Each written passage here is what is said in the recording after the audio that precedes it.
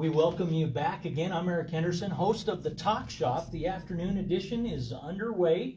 I have Mike Schilt, candidate for Albany County School District number 1, Area A, 4-year term, and particulars according to the League of Women Voters election guide, the general election guide, says there is no salary for this nonpartisan 9-member board of directors.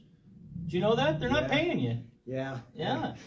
And Albany County has a consolidated school district which oversees all county schools. 4-year, no term limits. Candidates must live in the area, obviously, where there's 6 seats.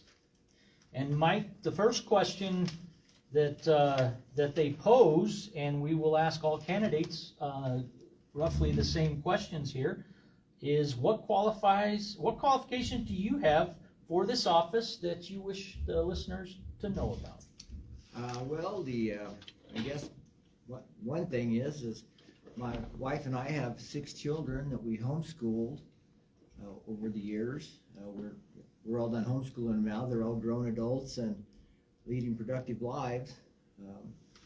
I was also a 4-H leader for many years, working with kids. Any specialty in 4-H? Shooting sports. Okay. That was the big thing, was shooting sports for our family. And so then they played soccer. I got recruited as a soccer coach one year when I had never even played soccer. The only thing I'd ever done is watch my kids play it. So I got recruited, and a young lady said she'd help me coach. And several years I ended up learning how to play soccer, so I have a real involvement in this community. I've lived here 63 years, lived here all my life. I went to school here, graduated from here. And did you homeschool, or did you? We homeschooled. You homeschooled also? Yeah, so the way it worked, my oldest son we put him in public school through 6th grade, and then the second oldest one was in 3rd grade, and we just felt like we were to homeschool. Yeah. Okay. We saw some problems, things that were going on that we thought that were going on that we didn't appreciate. Maybe some of the things. Not that the school system was bad, but we saw some things coming, and so we decided we'd homeschool our kids. And it was an adventure and a journey that we'll never regret. I know I'm running for the school board, but I recommend homeschooling if people can do it. I mean, there's sacrifices that go with it, but it builds a family. We drew very close together, and so my involvement in the community, I care for kids. I'm concerned about kids and families, and so I guess that would be my short answer. You have gone ahead in the program a little bit, but one of the questions that the League of Women Voters put out there was, what are the strengths and weaknesses of public education compared to private education and homeschooling? So since you've gone in this direction, let's continue on. Okay, so and all I can really speak of is homeschooling. As far as what did you feel were its advantages? They're numerous. The fact that you're building a relationship with your kids, the parents we're working directly with our kids. And it was funny, when we first started homeschooling, we tried to imitate public school. So we had little desks that they would sit at, and mom would be in the room with them, and it took us a few months, but we realized this is not work. This is not what we're going to do. So we got rid of the desks, and we just tell the kids, okay, so this is the way it's going to be. You guys are going to get up in the morning. You're going to do your chores. You're going to make your bed, see if your room's clean, and then whatever unit in the house you have is yours. And then you have the rest of the day to do school, however you choose. And as the kids got older, they could look and see that we had kind of like a curriculum. We had some homeschool guides that we were using, but they knew what they had to get done, and they could do as much as they wanted to each day, but they knew that we have a deadline, come sometime around Christmas. It wasn't ever a set date, but we're going to take a couple weeks off and just be a family, no homeschooling. so they all could just see how they were going to do that. And then, same thing in the spring semester, we'd like to be done by X amount of time so we can go camping and do the things we enjoy doing. And so the kids learn to manage their own time. They learn to study. They learned how to, if they have problems, they could come get us anytime with, whatever it might be. But they had to learn to manage their time and be responsible. And they had to take, if they didn't get something done, there was the consequences of, you may not get to go do this with us or whatever. So, or your chores, if you didn't get your chores done, there might be consequences. So that just drew us together as a family. Really Is there funding for homeschooling? If you opt to homeschool your children, are you able to apply for funding of any kind? No. So that's one of the drawbacks. That all comes out of your pocket. Okay. You've already paid your taxes to send everybody else's kids to school, but and you have a choice for public school, but to choose not to go to public school and to homeschool, there's no diversion of funds to you succeeding or failing in homeschool. No. Okay. So that's one of the, and I guess I say it's a drawback. It's not really a drawback. I mean, it is a financial, strain to some extent, but the quality of our family life, you can't compare it.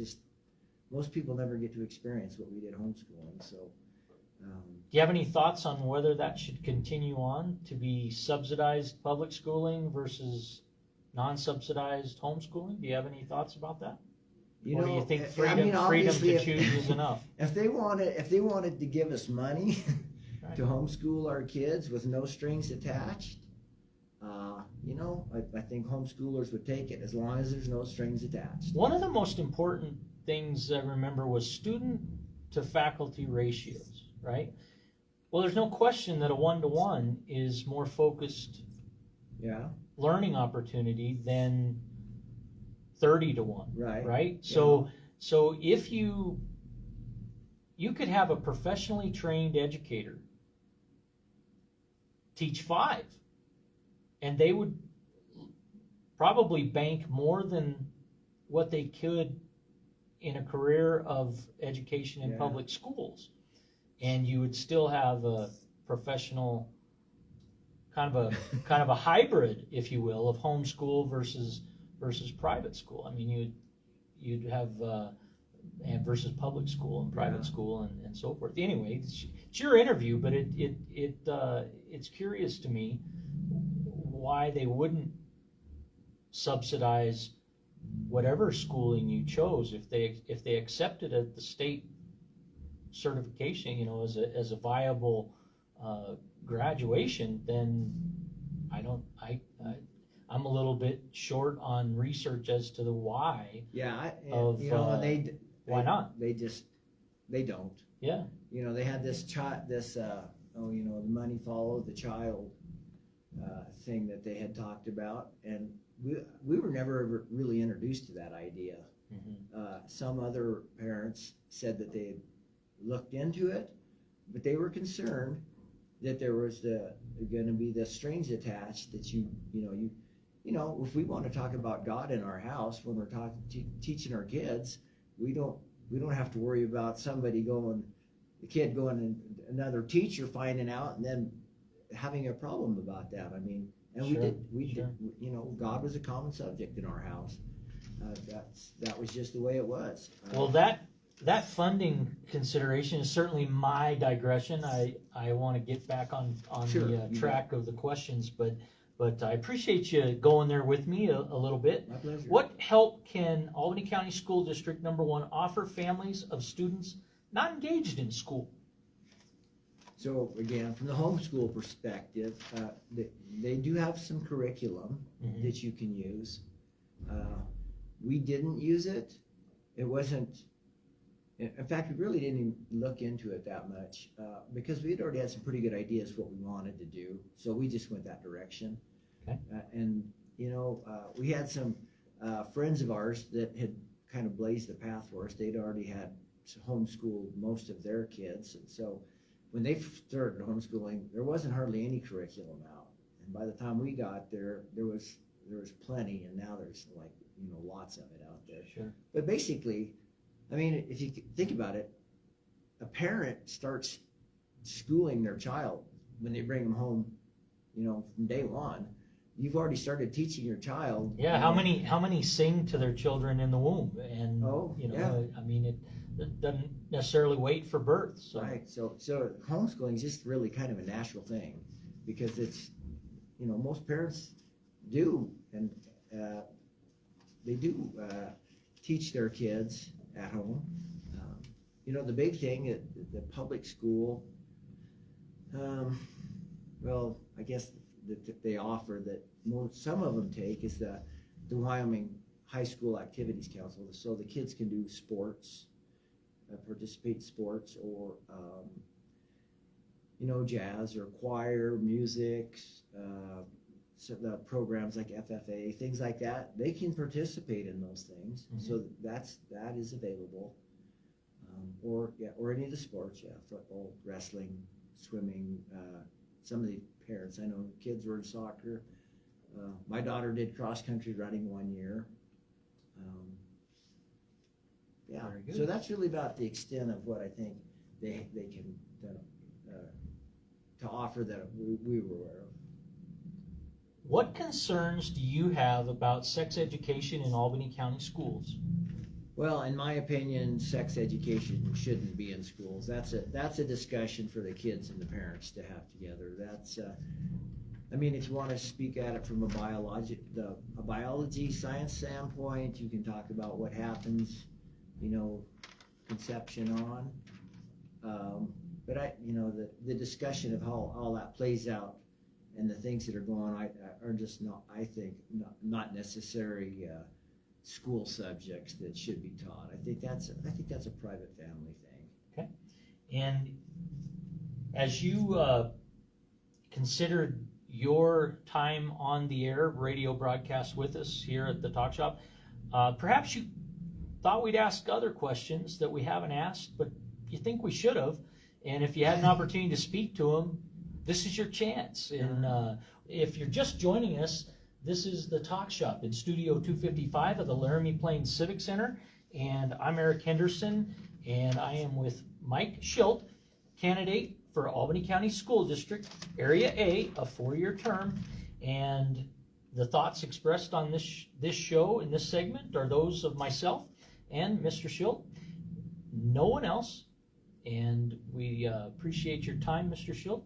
You have the floor to close. Go ahead. Be sure to let people know how to get a hold of you, should they have concerns they want to express or otherwise. Okay. Yeah, sure. So, again, my name is Mike Schilt. I've lived in Laramie all my life. I said we homeschooled. My wife and I have been married 36 years. We just have really strong ties to this community. We want to get involved wherever we can to try to help.